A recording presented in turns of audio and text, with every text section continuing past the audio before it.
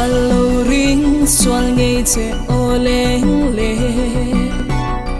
lên đằng trắng bay chung in bia thu der min lần yêu theo thốt lê mang der bia thu đi calo lan lê che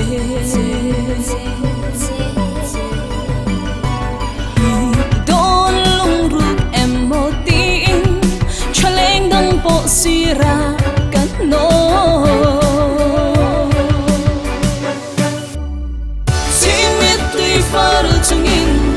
anh tin mình lắng thiam lệ amma cái tiếng idu lên su và pomero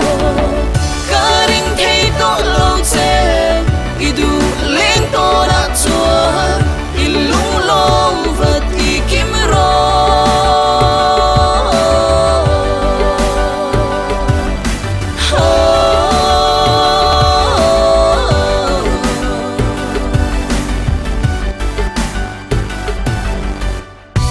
chọc đôi lô nàng lên lệ vang hiền mô anh vang choan nghe mít tùy cơ phật tirang lệ min ron hiu mắc nga lăng che ôi sắc mình lệ mèo che ni cả du to một lầu ở sinh cái tan giống lên đằng ăn đam mê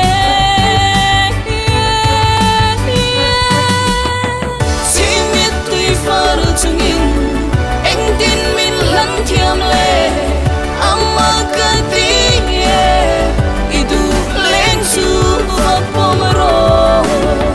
karing thấy to lâu che idu lên to đã chua ilung long vật đi kim ro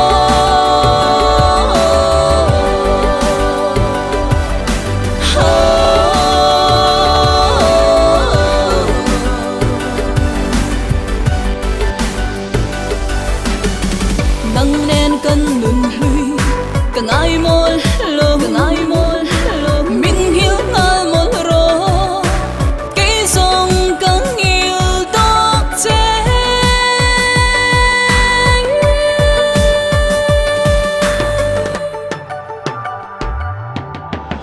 chỉ biết tuy phá được chung in anh tin mình lắng thiam lệ